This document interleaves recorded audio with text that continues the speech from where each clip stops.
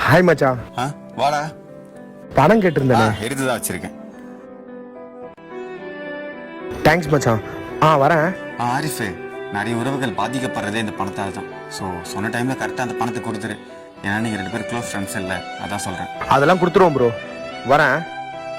டேய், இன்னைக்கு பணத்தை கொடுக்குறேன்னு சொன்னீரா, என்னடா ஆச்சு? எனக்கு பணம் கொடுக்குற ஒரு வீட்டுல இல்ல, அவரை தேடி தான் போயிட்டு இருக்கேன். நீ வீட்டாண்டே ஏறி, நான் எப்படின்னா பணத்தை அரேஞ்ச் பண்ணிட்டு வந்துடுறேன் மச்சான். இன்னைக்கு ட்ரை பண்றானாமா. அதெல்லாம் கிடைக்காதுடா. இப்படிதான் சொல்லுவான்.